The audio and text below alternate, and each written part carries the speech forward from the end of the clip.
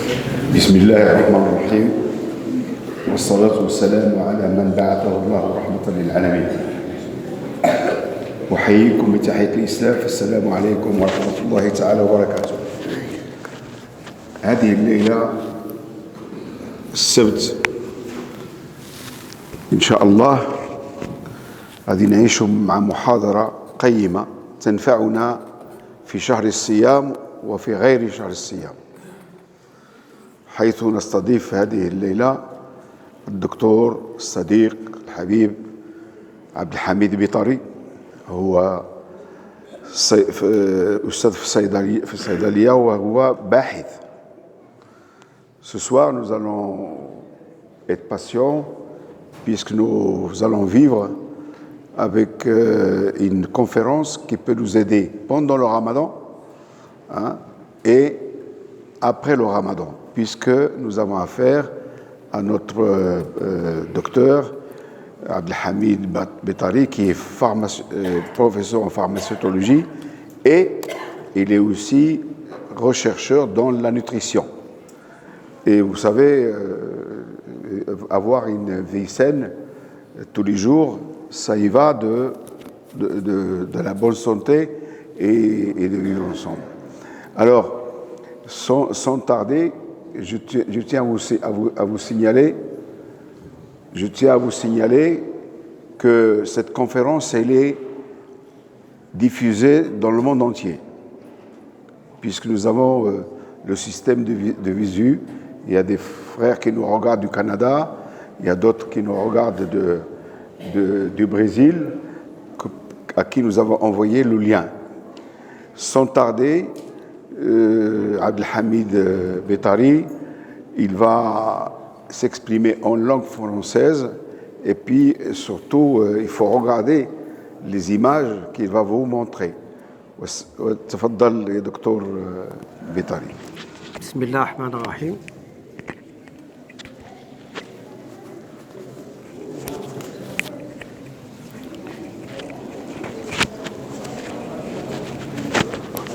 بسم الله الرحمن الرحيم.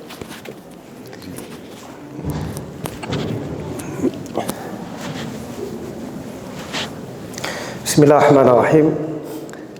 بداية أشكر فضيلة الحاج عبد الرحمن والحاج مغرون خليل على هذه الدعوة وعلى تنظيم مثل هذه اللقاءات العلمية التي ولا شك أنها تساهم في التوعية الدينية والتوعية الصحية. والشكر موصول كذلك للإخوة بوجي عبد الصمد والأخ مصطفى.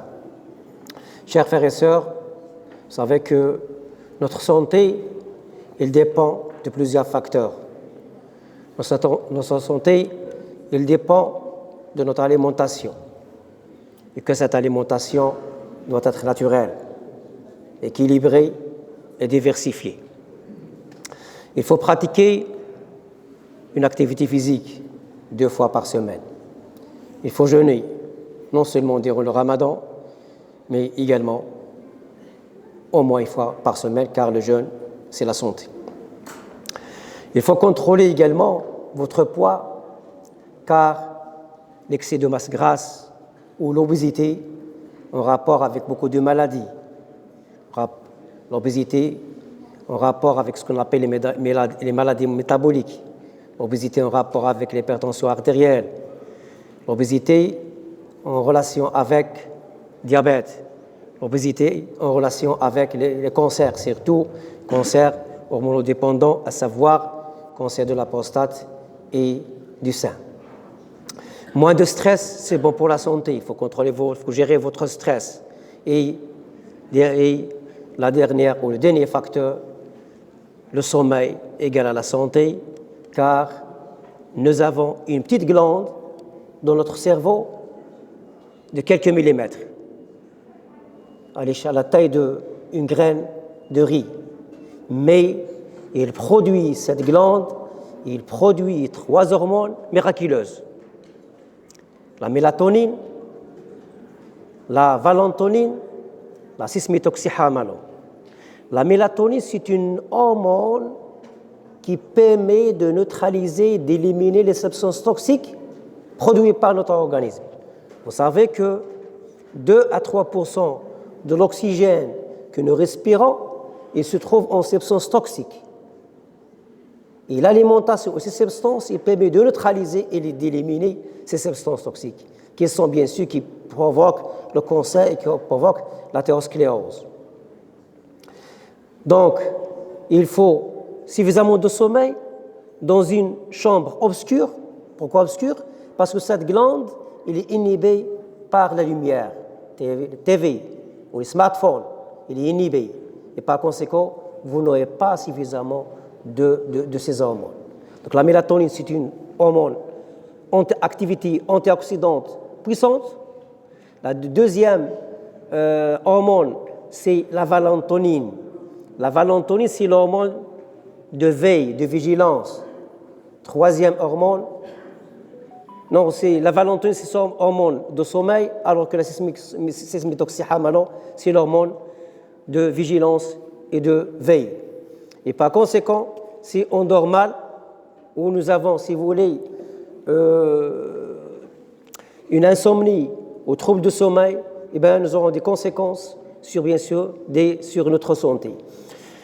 Si vous voulez, ces substances, ces hormones, ils proviennent d'un précurseur, la tryptophane.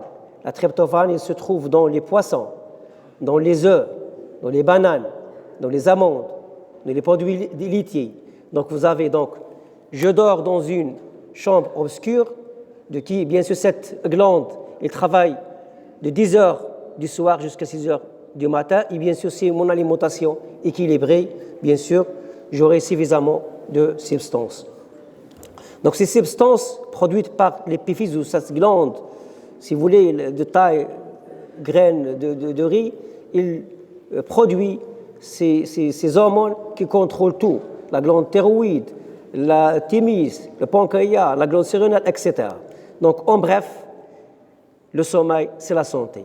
J'ai dit dans mon introduction qu'il faut que votre alimentation soit naturelle. Pourquoi? Si vous ne consommez pas les produits naturels, il y a le risque des maladies. Je donne un exemple, les conserves. Les conserves, ils contiennent les nitrites, les nitrates et les sels, ce sont des substances cancérigènes. Et surtout, nous, en toxicologie, il y a 2 facteurs. Il y a le facteur quantité, il y a le facteur temps. Je vous donne un exemple. Vous pouvez consommer 4 comprimés de paracétamol d'1 gramme, donc 4 grammes par 24 heures, de quelques jours, quelques semaines, ça ne pose pas de problème. Mais si vous consommez 1 gramme pendant quelques mois, eh bien, le risque d'une hépatite chronique. Donc toujours la quantité qui est mauvaise. Également la friture et les grillades, donc c'est mauvais pour la santé. Concernant un régime alimentaire équilibré, je dis un mot. Pilier d'un régime alimentaire équilibré, ce sont les fruits et légumes. Et toujours, dans mes conférences, j'insiste sur les fruits et légumes. Et l'hydratation, bien sûr. L'hydratation, il faut boire 1,5 litre de boisson, l'eau, une boisson naturelle, du jus, du lait, du thé, etc. Alors pourquoi j'insiste sur les fruits et légumes? Tout simplement, les experts de santé en nutrition et les nutritionnistes ou les experts en nutrition, ils conseillent de consommer 5 fruits et légumes par jour, diversifiés. Parce que notre organisme, notre corps, il n'a pas besoin que de l'énergie, il n'a pas besoin que des protéines, des glucides, il a besoin des vitamines, il a besoin des minéraux, il a besoin des composés phytochimiques, il a besoin des fibres alimentaires, etc. Donc, si vous voulez, ce sont les légumes et fruits qui alimentent votre corps de ces substances. Je donne un exemple concernant les composés phytochimiques. Il y en a des milliers. C'est vrai, les vitamines 13, les minéraux 13, mais les composés phytochimiques, des milliers. Les fruits et légumes, ils permettent non seulement d'alimenter, d'apporter à votre corps des minéraux, des vitamines que vous aurez des besoins, on en parlera par la suite, le système immunitaire, nutrition du système immunitaire. Et composés phytochimiques anti-cancer et anti-athérosclérose, et il permet de prévenir non seulement le cancer, mais également les maladies cardiovasculaires. Les fruits et légumes, c'est de l'eau. Si les fruits, c'est 85%, c'est de l'eau. Si vous prenez par exemple 100 grammes de pommes, eh bien 85 c'est de l'eau. 85 grammes c'est de l'eau. Les fruits, c'est 90% de l'eau. Les concombres, 95, les tomates, 95. Ça veut dire les fruits et légumes, ils vous hydratent. C'est la raison pour laquelle on conseille toujours consommer les fruits et légumes. Mais la règle, c'est loin des repas. Pour bénéficier de ces richesses en vitamines et minéraux et en composés phytochimiques, il faut manger les fruits et légumes loin des repas. Donc, تقديم, c'est avancer si vous voulez les fruits. Si vous consommez les fruits et légumes avec par exemple les viandes, ça demande pour les viandes, par exemple du bœuf 3 heures, les viandes, ça risque de fermenter. Je vais parler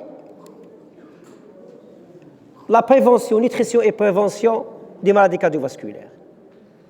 Vous savez que notre corps, il produit des substances toxiques. C'est les mitochondries, ça veut dire nos cellules.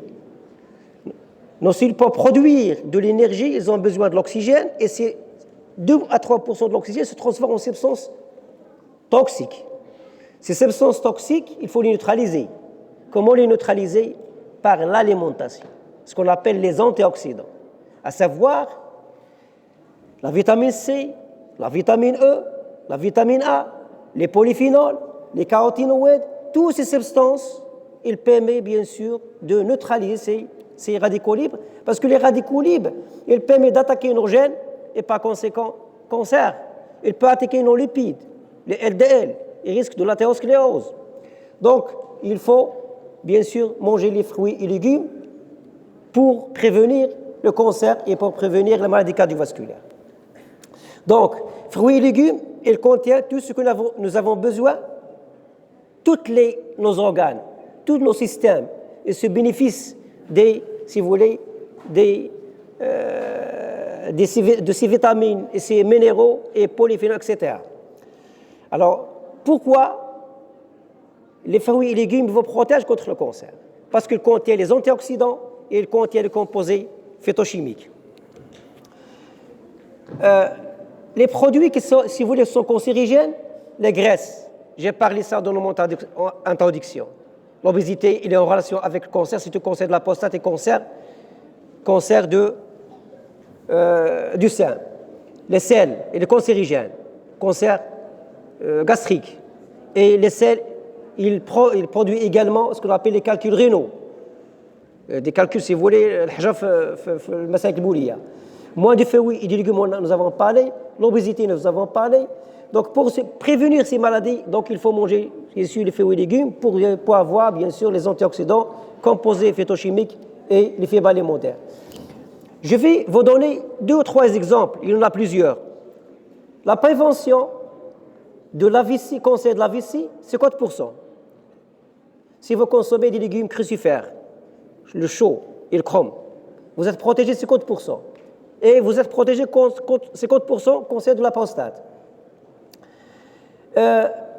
Cancer colorectal, vous êtes protégé 57%. Si vous consommez le thé vert, à cause du polyphénol, et c'est tout, il contient ce qu'on appelle l'épigallocatechine galate, c'est une substance qui a un pouvoir antioxydant 200 fois plus que la vitamine E. J'ai donné quelques exemples, il y en a plusieurs, que les aliments, ils vous protègent contre le cancer. Les fibres alimentaires, bien sûr, se trouvent dans les fruits et légumes. En plus, vous protègent contre le cancer, parce que c'est quoi les fibres alimentaires? Ce sont des glucides non digérés par notre organisme. Il absorbe l'eau et par conséquent, il sera éliminé dans la journée ou après-demain, ou le lendemain. Ça veut dire, même si vous avez consommé une substance nocive pour votre santé, vous allez l'éliminer grâce aux fruits et légumes. Et donc, non seulement les fruits et légumes vous protègent contre le cancer, également ils vous protègent contre la constipation et par conséquent les hémorroïdes, les fibres alimentaire se transforme en substance anticancère dans nos grands intestins, et ainsi de suite. Je donne quelques exemples concernant les composés phytochimiques. Les composés phytochimiques, on a des milliers. Je donne le plus, si vous voulez, on peut les utiliser chaque jour. La curcumine, la sulfure-diallyle, l'aile, toum, la curcumine, le khachom, les pégalocatéchines, galate, chai, l'acide élagique, fraise, et la lycopène, les tomates. Si vous consommez les fruits et légumes, vous êtes protégé 50% en totalité des cancers. On a parlé à cause des antioxydants, les composés phytochimiques et les fibres alimentaires. Les additifs alimentaires, ils sont cancérigènes parce qu'ils contiennent les nitrites, nitrates et les benzoates. Et ces substances sont nocives pour notre santé. Toujours, je rappelle, c'est la quantité. Vous pouvez, par occasion, manger, si vous voulez, des conserves, mais il ne faut pas les consommer d'une manière régulière. C'est ça, si vous le consommez d'une manière régulière, c'est ça la problématique. Il y a un autre facteur, la quantité et la qualité. Les viandes, source de protéines, c'est bien, mais si je consomme plus de 160 grammes de viande rouge, le cancer colorectal, il est augmenté de 35%. Alors que si je consomme les poissons, je suis protégé de 31%. Ça veut dire qu'il faut préférer les poissons sur les viandes rouges. Ça, d'une part. D'autre part, les grillades et les fritures, c'est mauvais. Les grillades, parce qu'il y a production de plusieurs substances qui sont nocifs, les amines hétérocycliques, etc., qui sont cancérigènes, sont nocifs pour notre santé. Les sels, nous avons parlé. L'obésité, nous avons parlé. L'obésité, les causes de l'obésité, c'est l'excès d'aliments et sédentarité. Vous mangez trop et vous bougez peu. Donc, la prévention et le traitement de l'obésité, ils se reposent sur deux éléments, l'alimentation et l'activité physique. Donc, contrôlez votre alimentation moins énergétique et pratiquez une activité physique au moins 2 fois par semaine. L'immunité, elle dépend de 2 choses. Notre système immunitaire, pour défendre contre les germes pathogènes, pour défendre contre les bactéries, pour défendre contre les virus, il faut une alimentation équilibrée et diversifiée. Pourquoi? Quand on dit système immunitaire, il y a des milliards de cellules immunitaires, plusieurs cellules qui se multiplient, qui libèrent ce qu'on appelle les anticorps, tout ça, ça nécessite des protéines, de l'énergie, glucides, lipides, et nécessite de la vitamine D, du zinc, des antioxydants, par exemple la vitamine C. Donc, si vous voulez, si vous avez une alimentation équilibrée, ça veut dire que vous êtes alimenté votre système immunitaire, renforcez votre système immunitaire. Un autre élément essentiel, c'est la flore intestinale. Dans notre grand intestin vit 100 000 milliards de germes. C'est la microbiote intestinale, ou ce qu'on appelle auparavant la flore intestinale. Ces flores intestinales sont exigeants vis-à-vis de l'alimentation. Ils ont besoin des fruits et légumes, ce qu'on appelle les prébiotiques et les probiotiques. Fruits et légumes, les prébiotiques, et les probiotiques, les yaourts. Notre système immunitaire, il dépend 70% de ces microbes. Il ne faut pas les détruire par les antibiotiques et les inhibiteurs de pompe à proton. Il ne faut pas, pour un oui ou pour un non, consommer les antibiotiques ou les inhibiteurs de pompe à proton. Donc ici, vous regardez que toutes les cellules du système immunitaire bénéficient de la vitamine D. Le zinc, non seulement c'est un nutriment indispensable pour le fonctionnement du système immunitaire, mais également il a une activité antivirale. Le zinc se trouve bien sûr les viandes, les poissons, les œufs, fruits de mer, surtout les huîtres. J'ai déjà parlé de l'hydratation, boire 1,5 litre d'eau par jour. J'insiste ici sur le thé. Il contient 300 à 400 mg de polyphénol, dont 30 mg d'épigallocatechingalate. Le thé, c'est un aliment essentiel pour notre santé. Donc il faut buvez bien sûr chaque jour le thé. Finalement, pourquoi diversifier? Pourquoi diversifier vos aliments? Car il n'existe pas un aliment complet qui contient tout ce que nous avons besoin, minéraux, vitamines, composés phytochimiques, etc., etc. Donc, chaque aliment a ses caractéristiques. Ce fruit ou ce légume, il est par exemple riche en vitamine C, l'autre il est riche en fer, etc., etc. Donc, le fait de varier votre fruits et légumes, ça veut dire que vous allez varier les vitamines et les minéraux pour votre organisme. Dernièrement, il n'y a pas un aliment nuisible. Toujours, c'est la modération. Il faut bien sûr, toujours l'excès, c'est mauvais. Et manger les fruits et légumes, bien sûr, de la saison. Donc, il me reste quelques minutes pour le jeûne. Sera consacré pour le jeûne. Le jeûne, ce n'est pas la peine, bien sûr, parce que le jeûne lui-même, ça nécessite une conférence. Mais je vais insister sur deux éléments. Le jeûne et prévention des cancers, et jeûne et prévention et traitement de la stéatose hépatique. Alors, vous savez que les cellules cancéreuses, elles se nourrissent des glucides. Et nous avons, bien sûr, nous, au niveau hépatique, au niveau du foie, nous avons 150 grammes de glucides sous forme de glycogène. Nous avons 350 grammes de glucides sous forme de glycogène au niveau du muscle. Ça fait en totalité 500 grammes. C'est un petit réserve. Ce n'est pas comme les lipides. Nous avons entre 10 et 20 kg de lipides. Ces réserves diminuent dans le jeûne. Et les cellules cancéreuses, puisqu'ils se nourrissent des glucides, et le jeûne sont de conditions non favorables, parce qu'il y a affaiblement de ces réserves, et par conséquent, les cellules cancéreuses ne se multiplient pas. La stéatose hépatique, un foie gras, tashahhum al-kabidi. Bien sûr, même des jeunes, actuellement, ils souffrent de la stéatose hépatique. En tant que je suis pharmacien, à ma connaissance, à l'heure actuelle, il n'y a pas de traitement contre la stéatose hépatique. Le seul remède, c'est le jeûne. La prévention et le traitement de la stéatose hépatique, c'est le jeûne. Donc, et par conséquent, donc, comment jeûner?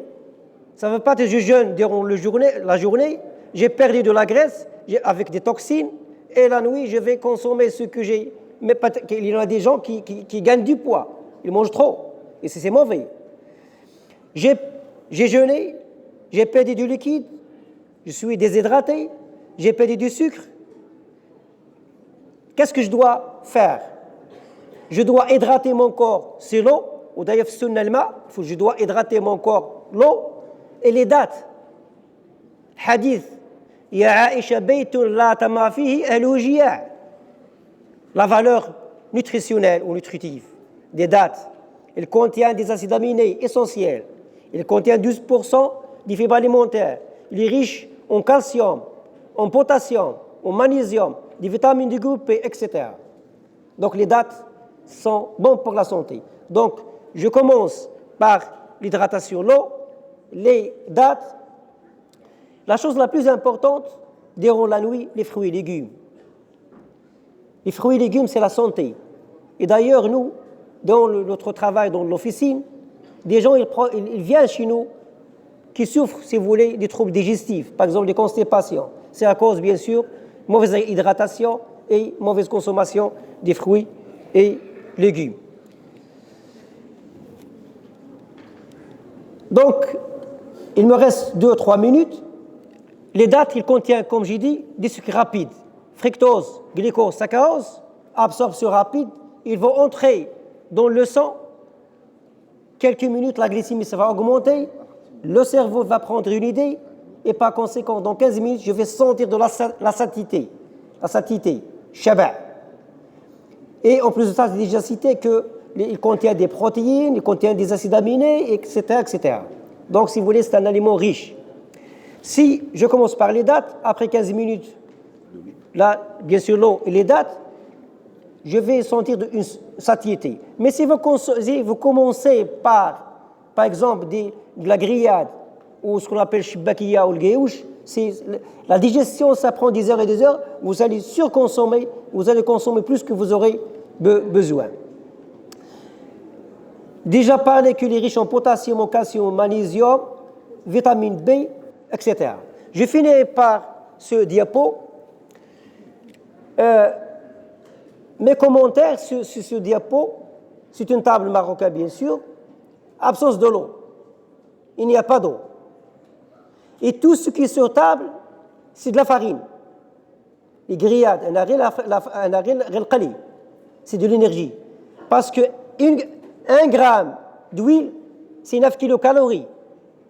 Par exemple, c'est de farine, مقلية في الزيت dans l'huile ou تغمس في السكر. Ce sont des bombes énergétiques. Parce que notre corps, il a besoin de 2500 kilocalories par jour. Si vous consommez ces produits, eh bien, vous n'allez pas consommer des fruits et légumes. Et bien sûr, ce sera néfaste pour votre santé. Durant le sahur, je finis avec ce diapo. Évitez les repas salés. On préfère les salades, les fruits. Ils vont vous hydrater. N'ayez pas peur, vous n'allez pas mourir. Vous avez 10 à 20 kilos de graisse. Il vous suffit pour 3 mois. Mais les choses qui sont importantes, ce sont les fruits et légumes, les vitamines, les minéraux et l'hydratation. Donc évitez les repas salés, les repas sucrés. Les cafés, c'est un diurétique. Il élimine l'eau de votre corps. Et bien sûr, comme je viens de dire, les salades, les fruits, les yaourts. Et merci de votre attention. وتقبل الله منا ومنكم الصيام والقيام.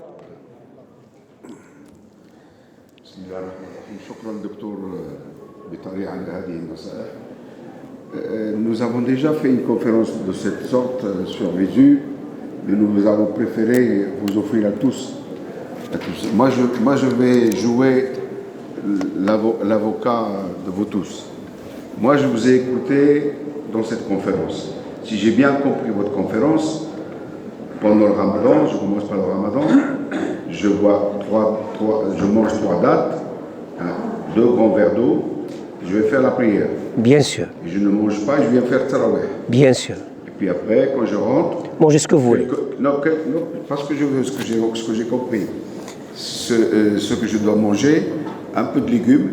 Oui. Si c'est à la vapeur, c'est encore mieux. Oui. Hein? Oui. Et pas de viande rouge. On préfère du poisson ou alors de la volaille, de la viande blanche. Oui, d'accord. Et en plus, ce que j'ai compris, il faut que je sache dialoguer avec mon corps. Parce que mon corps, il a une identité. Il est en moi, mais je dois dialoguer avec lui. En dialoguant avec lui, je dois pas lui donner toujours la même chose parce qu'ils sont las. Et à partir de lui donner tout, couscous sur le khobz, il en a marre. Il a besoin de changer. Diversifier. Donc c'est ce que j'ai compris de votre conférence. Oui, c'est bien, oui. Oui, ça c'est, vous avez fait un résumé, un très bon résumé. Durant le ramadan, date et l'eau. Ce que j'ai fait aujourd'hui. Je suis venu pour donner la conférence. Je n'ai pas de trouble digestif. Une fois je reviendrai dans ma chambre, les fruits et légumes. Et après, vous mangez ce que vous voulez. Vous voulez manger des poissons? Bien. Des viandes, à condition de la modération. كاين واحد الآية إعجاز ديال علم التغذية. آية واحدة فيها إعجاز. وكلوا واشربوا ولا تسرفوا إنه لا يحب المسرفين. Mangez ce que vous voulez, buvez ce que vous voulez, bien sûr halal, à condition la modération. وكاين حديث ثلث المعدة ديال يكون الهواء وثلث للأكل وثلث للشراب. وفي الأخير خذ إذا أردت لذة الطعام تصحبها سلامة الأجسام خذ ما يكفي على اعتدال دون إكثار ولا إقلال. La modération. Ne pas pousser il y a un proverbe chez nous qui dit si tu lui donnes une banane, il faut qu'il la pousse, s'il n'y a pas de place. Non, il faut laisser de la place. أعطيه كلمة لإخواننا من سوريا لأن هذا الشهر المبارك والدكتور كمال تعرفوه